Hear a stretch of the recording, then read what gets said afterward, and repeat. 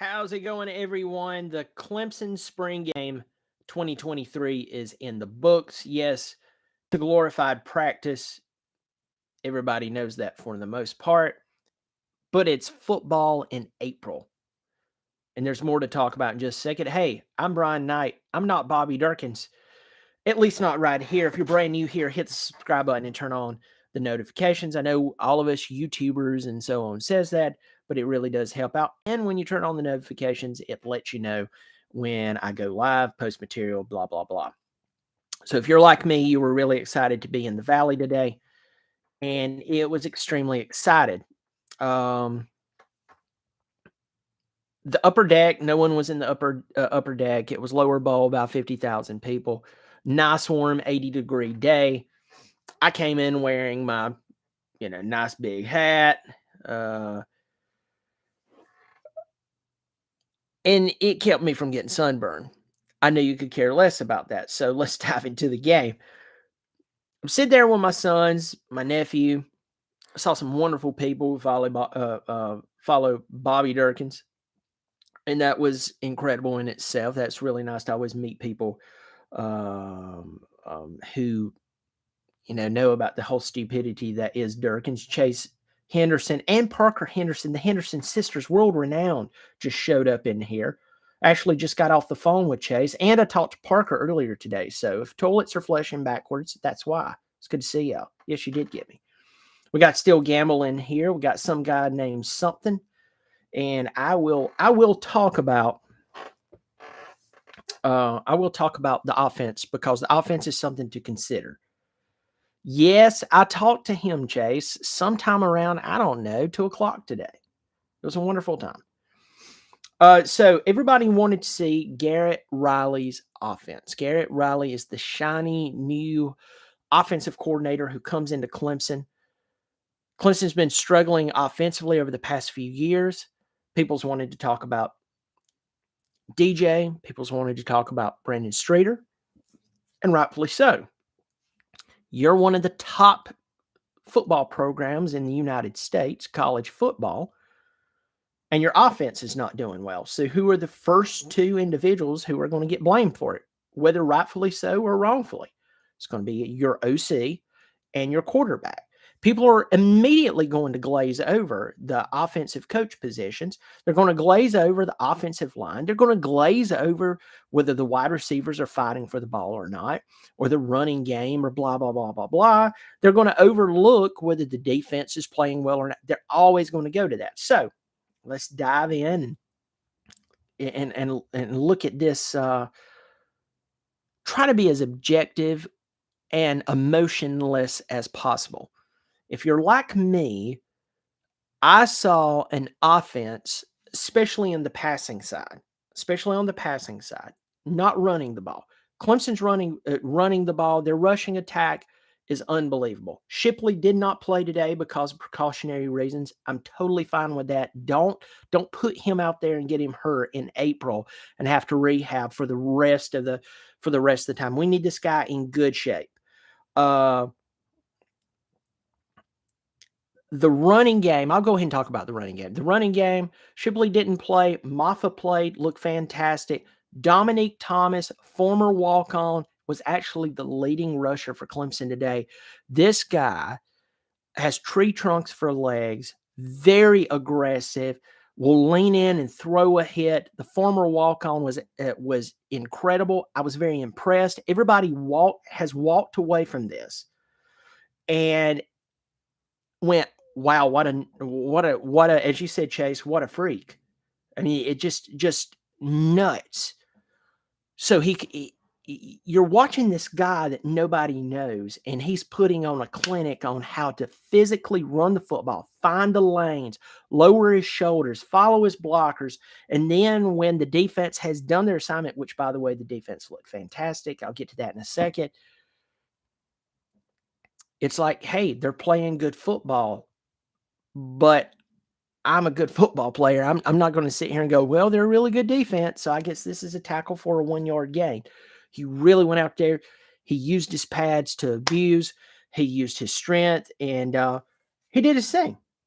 So Dante Dwight, you said it. Chase has said this, and a few other people has said this as well. Still Gamble has said this, and that is, why would Garrett Riley come out and show his playbook on the most glorified practice of the year?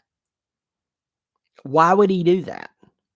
Now, I'm going to be honest with you, and this is my or transparent. This is the pessimist in me. Uh, I I do have a fear that is sitting off in the back room of my mind, and what I mean by that, uh, is I have seen, unfortunately, whether it be sports, whether it be other things, people come back and say, well, so and so's not showing, everything that's in the playbook, or this person's not giving away this business strategy, but everything's going to be fine. And then it never does. I have seen that happen a lot, unfortunately. No matter how much money they were being paid, no matter how highly uh, touted they were, I'm just going to tell you straight up, y'all. I just, there is that part of me that fears that. It's a part that makes me step back and go,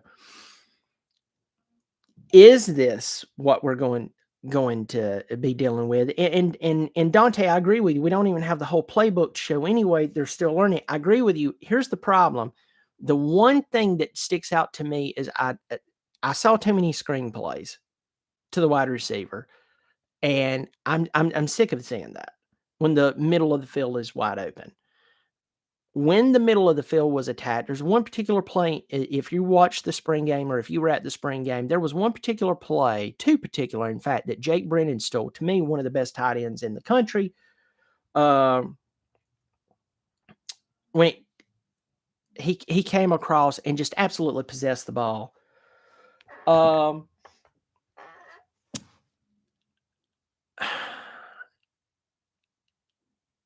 it was just it was incredible because it really took advantage of the middle of the field, which I believe that we've forsaken in the past few years, and had the tight ends and the receivers to exploit it.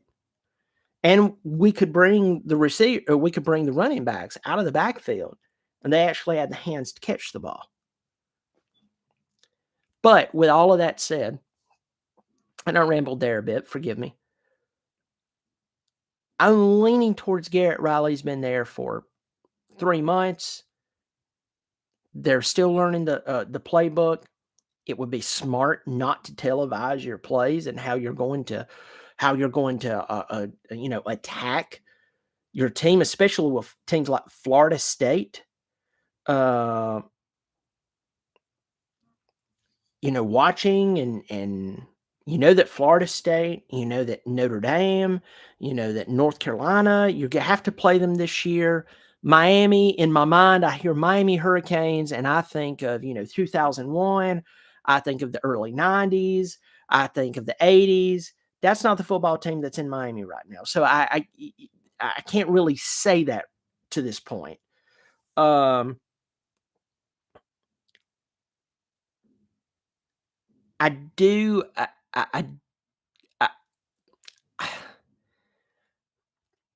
I think Garrett Riley was holding out today and just giving them a chance to do their thing. Now, let's talk about Cade Klubnik. Cade Klubnik did come out. He did command the field. Uh, the defense played very well. You can't take that away. Also, you have to remember this defense is going against this offense all the time. They know when a screenplay is coming. They know when Cade is going to roll to the right or roll to the left. They know this. If there's any defense that knows Clemson football and knows it very well, it was the defense they played today. So you do have to step back and say that Clemson's defense has a leg up on Clemson's offense, and vice versa to a point. Both of them. But the truth is, Clemson's defense looked fantastic. It really did. They were missing players today. They were missing Sheridan Jones out on the corner. Um, they were missing one more. I think it was Phillips. Please forgive me if I'm wrong on that in the secondary. Um, Peter Woods looks ridiculous. The guy was exactly what we thought he would be. He lived up to the hype, and I understand when you have a guy like this who is extremely, he's the biggest recruit that you brought in the last recruiting cycle. Great, wonderful. There's going to be a lot expected of you. There's a reason you were the most highly ranked recruit that was brought in. You can't be shocked as like, why is everybody expecting me to be so good? It's because you were the best recruit we brought in. Now, I don't expect you to be perfect, but at the same time, the guy really looked good. Really looked good. TJ Parker really looked good. B Bean said no transfer portal players. Of course not at Clemson. We're not doing that yet. Yet. You remember Coach K wouldn't use those one and done players until, well, he was forced to use one and done players. The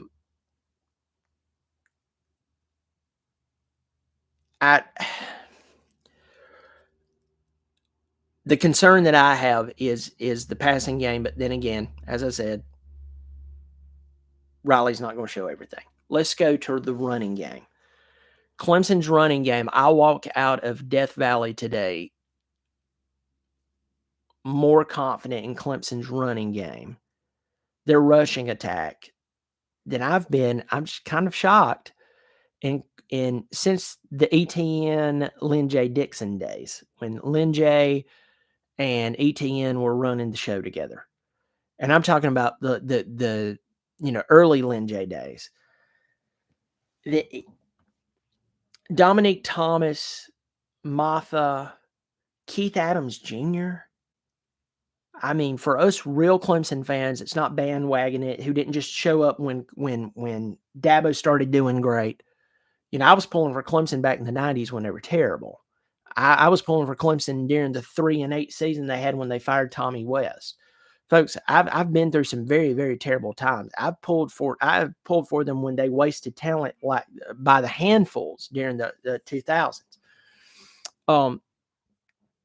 I'm telling you, that rushing attack was crazy. So y'all all know that my oldest, Bobby Durkins Jr., he is a Gamecock fan because of his grandfather, who's a friend of mine. I've told him they're both too nice to be Gamecock fans. But anyway, he told me today, he said one thing. He said, if I were y'all, I would shuttle running backs in just play after play after play after play after play after play after play.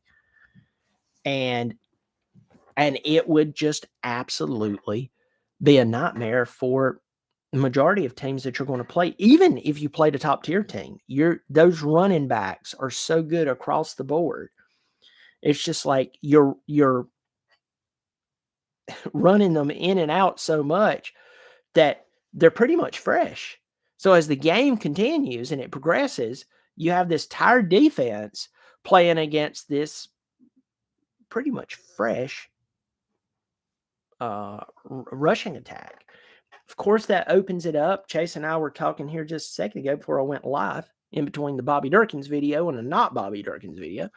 That's going to open up things for the passing game. This is football 101, ABC,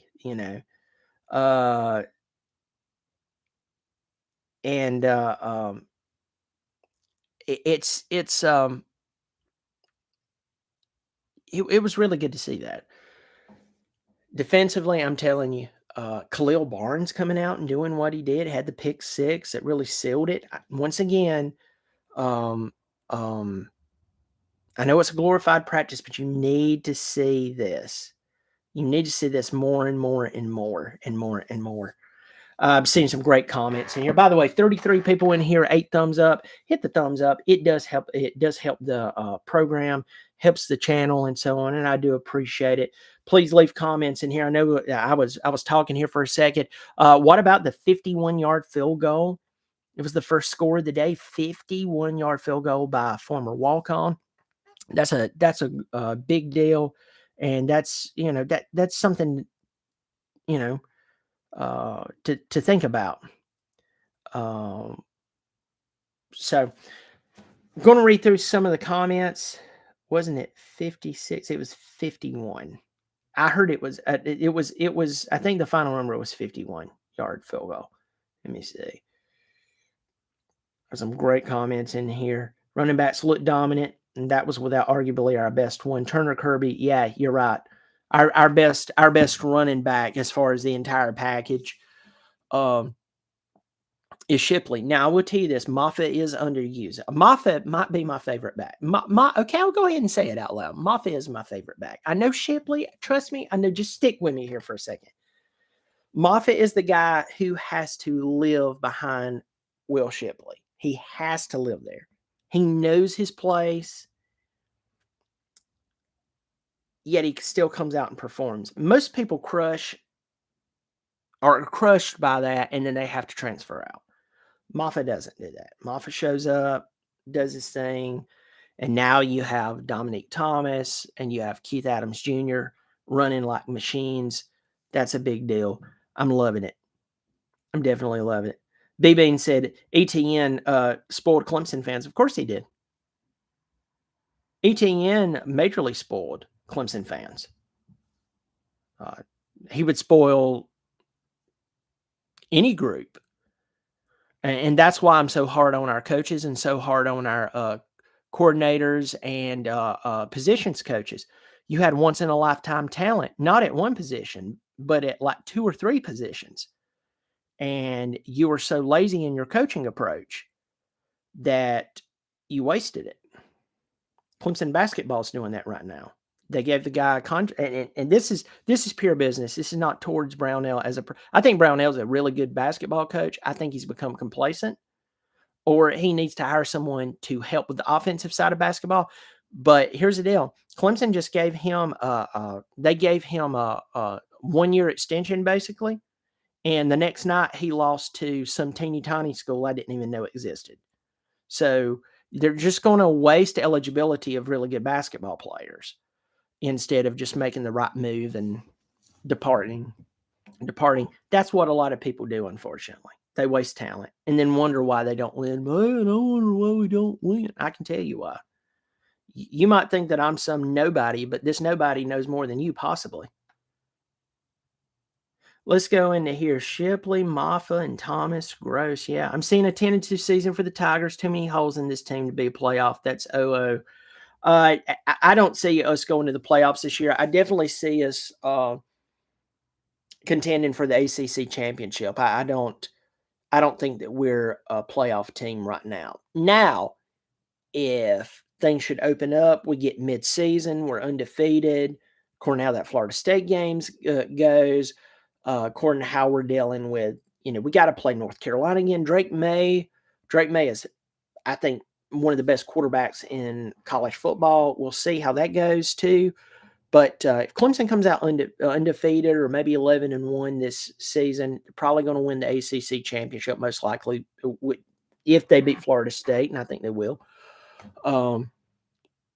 They could definitely make it to a New Year's Day, but they might make the playoffs. I just don't see it right now. I don't want to put too much expectation on them. Let me see. A lot of good comments in here. Ruben Stewart, I was there and still here, Bobby. I was telling my wife I have to me, Bobby, not Bobby D. Staying at Holiday Inn Express, now drinking one for you. Well, thank you, Ruben. Ruben, thank you so much. I appreciate it. You do it. You do you, my friend.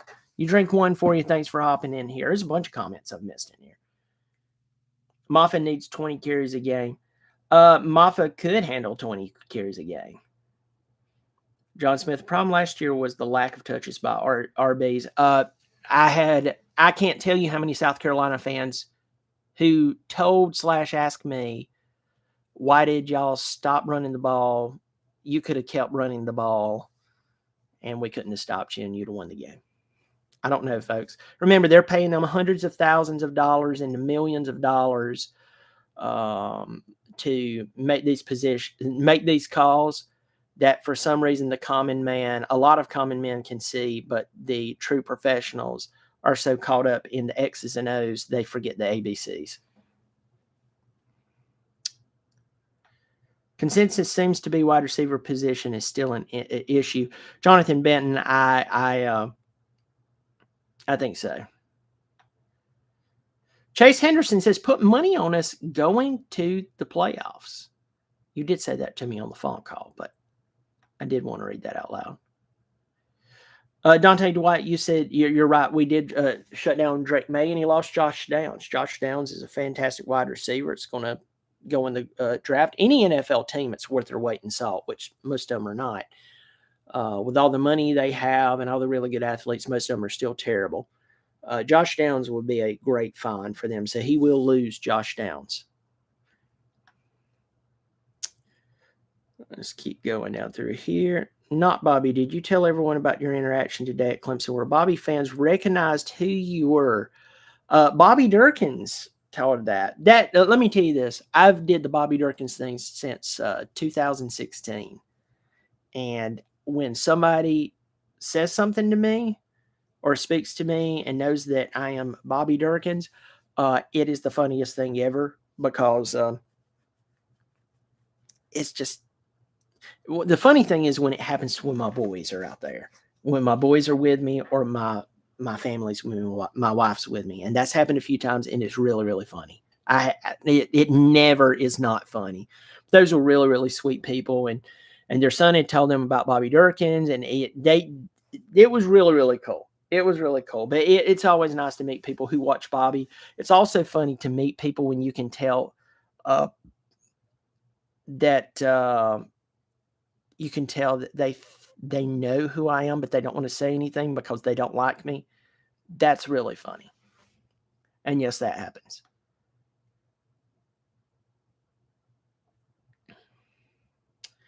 Let me keep going.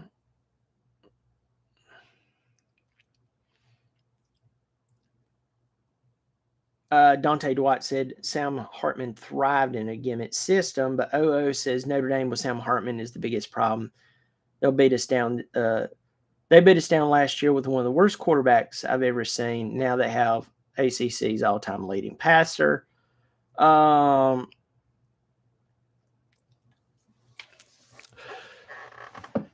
lot of that's going to have to do with the offensive performance. If our offense is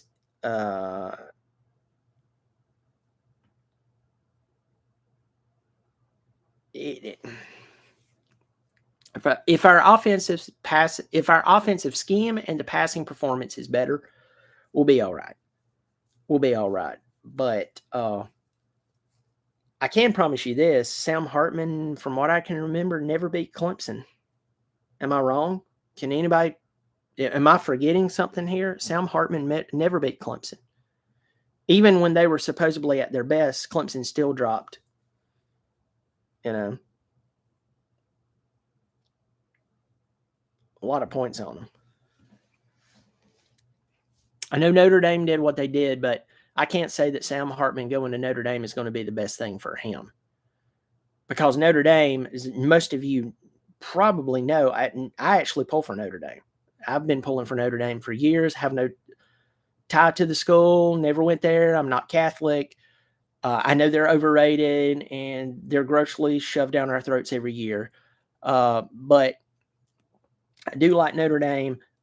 What Notre Dame did to Clemson, I can promise you with everything that I am as a Clemson fan and as a Notre Dame fan and as just a college football fan, I can promise you, yeah, B-Bean, I'm not Catholic. I know that's shocking that a guy who talks and looks like, or what talks like me, and you can tell I'm a Southerner, is not Catholic. I know that's, yeah, it's shocking. But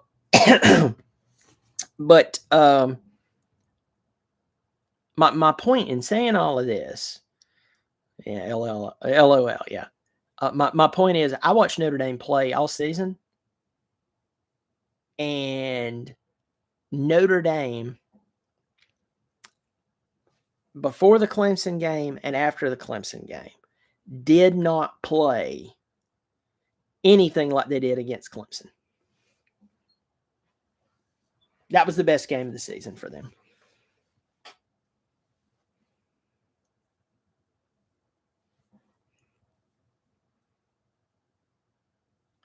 Yeah, Dante Dwight, you're right. Notre Dame only scored 14 on our defense. You're right. Unfortunately, those other aspects of the game have to be cleaned up. Um, that was also the game that Eason got on to Dabo about the offense. You're right, still Gamble. That came out. You remember when Brendan Stool came off of came out of practice and he made his comment about the middle of the field being wide open? I bet someone had a good talking to him, because here's the thing. If any of you work any job, if you've ever worked any job, no matter where it's at, you know, one thing, you never undermine who's in charge, no matter if you're right. And I'll guarantee you he got a good butt chewing. But for me especially, I'm 40. I'm 40. I've been through some stuff. We've all been through stuff by the time you're 40. You know, you have to weigh out whether you're willing to pay for your comments. The thing that I step back and look at is this. I think that at 40 years old, if someone would say something to me, you shouldn't have said that. I would look down and said, here's my question. And I say this not being a jerk. I'm just asking you, am I right though? But that's not that is the issue, because we're a team. We want this thing to go well. If we're a team, we all want the same thing. Why is the middle of the field wide open? Why is the field wide open? Well, that's not for you to pay. Oh, so I'm supposed to be your lackey to come out here and run your bad plays and us lose by 20 points. Good talk. Halo Master 96 coming in here, stirring the pot. Can't blame you. No hustle, little enthusiasm. 8-win ceiling. Love these Tiger excuses for Halo Master. I'm serious. I can't remember who you pull for. Love these Tiger excuses for the Notre Dame destruction. Look, once again, I'm a secondary Notre Dame fan. Clemson's my first and foremost team. Blah blah blah blah blah. I'm telling you, I watched Notre Dame the entire season, and I've watched Notre Dame for years. Notre Dame did not play that way before or after, and it wasn't. I'm telling you. I mean, it's the same team who lost to Stanford, who was butthole state. I mean, it was just. But seriously, Halo Master, if you're gonna troll everybody everywhere else, I'm asking you, as someone who you do comment on my stuff, and I appreciate it. I don't mind dissenting voices. I am asking you, who do you pull for? Who is your team? B Bean says, is it okay if we do not like Notre Dame? Yeah, it's totally fine. My dad hates them. And my dad told me one day, I was like, yeah, man, did you see where Notre Dame was doing? This is like years ago. I was like, did you see where Notre Dame? He was like, yeah. My dad's the nicest guy in the world too. But so when you hear this, you're like, what a jerk. And he's not. He's quite a nice guy. But my dad, so I was like, I said it to my dad, man, they're really doing well. He goes, yeah. I don't, this was 2012, I think. He goes, yeah, I don't care. I was like, you don't care? Well, I was abrupt. He goes, son, you live in the days where you can flip on ESPN, multiple channels and all these different channels and see any team play any game. He said, I lived in the days where it was Notre Dame, Ohio State, and Southern Cal being shoved down my throat every flipping day of every college football season. And he said, I just don't like them. So B Bean said, will your dad ever come on the stream? No, but my dad has a really, really good story. So he used to drive a charter bus for a company here out of Greenville. And so he used to drive for, like, I've talked about this before. He used to drive for all the big college teams.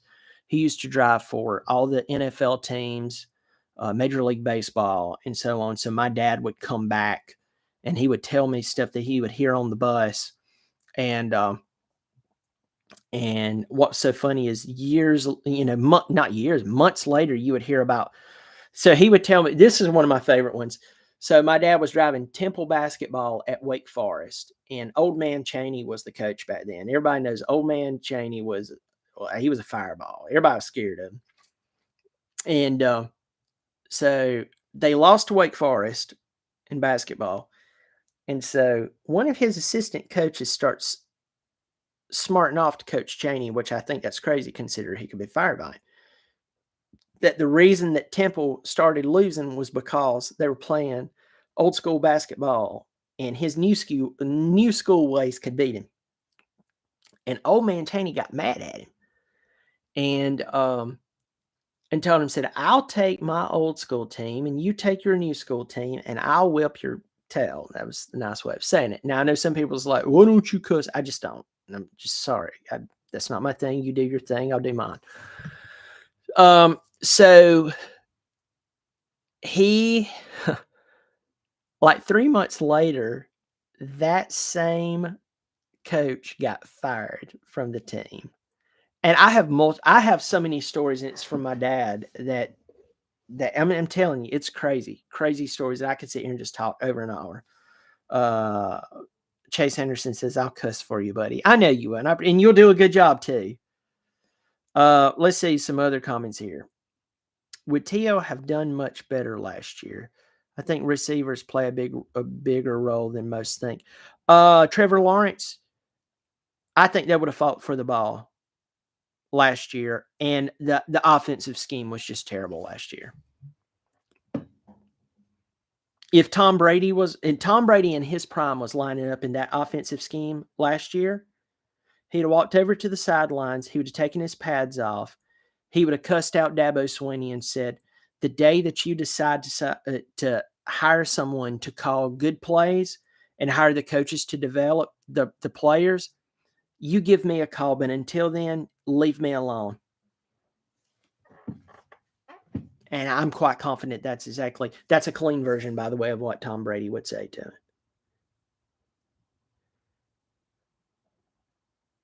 him. John Smith's talking about he thinks that T.O. would have got to the playoffs. Yeah, Trevor Lawrence, the most he developed at Clemson was by the end of his freshman year. After that, he didn't develop anymore, and that's not his fault. It's his coaches. Grisham needs the axe, in my opinion. A lot of people are saying that. B-Bean, comments on Tom Brady's divorce. I'll offer that. There's so many stories that's come out. I've heard stories that Giselle was hard to live with, and I've heard stories that politically they totally disagreed. I don't know if that's true. I don't see him leaving his wife and his kids especially just to go play for a subpar Bucs team. I know that he had supported Trump, and for some of you, I just lost you there. I'm just talking here. Don't go pour hot coffee on me and pee all over my car and set my house on fire and kill my family just because you don't like him. But apparently he liked Trump. Giselle didn't.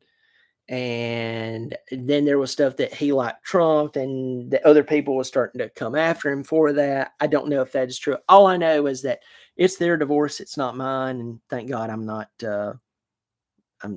getting divorced. Thank you, God. John Smith, do you notice the game today looked like the same playbook as last year? Did Garrett hide all the plays from the spring game? I think he did. He's been there 3 months. And why show everything on a nationally televised glorified practice? But I'll tell you this, our running game looks fantastic. Can you imagine if our offensive line was world class? Oh my Lord. Shoot, that's crazy. I was glad to see Tristan Lee out there. Tristan Lee. It was incredible. That was incredible. Folks, I'm going to start wrapping this thing up. Synopsis, Clemson looked solid. Or on the defense, they looked incredible. The running game looked solid. Questions with the secondary, or not secondary, with the special teams. And Cade looked comfortable. Cade did look comfortable. The offensive line needs more help. And I'm hoping that Garrett Riley was actually holding back on the play calls. But we will find out very soon. Hey, look, I appreciate you all jumping on here. Appreciate your comments. Please hit the subscribe button and pass this along to your friends. And I will catch you next time. Hey, even on a bad day, it's a good day to be a Tiger. It's a good day to be in the Valley.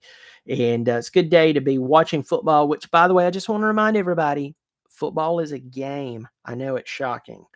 I like to talk about this stuff, but sometimes we get way too personal about stuff. That is a game. It's just a flipping game, and we can get passionate about it, but let's not lose our integrity. I know some people's going to call it preachy, man. I can do whatever I want. I know if you can do anything you want, go pee in a cup and drink it. You know, since you're so dadgum rebellious, go eat your own dookie. I don't know. I mean, if you just want to be that way, but I'm just saying, let's just remember it's just a game and it's supposed to be a pastime and we can get away from life and have an escape so we can, chill out. So, anyway, y'all be good. You take care of yourself, and I'll catch you next time.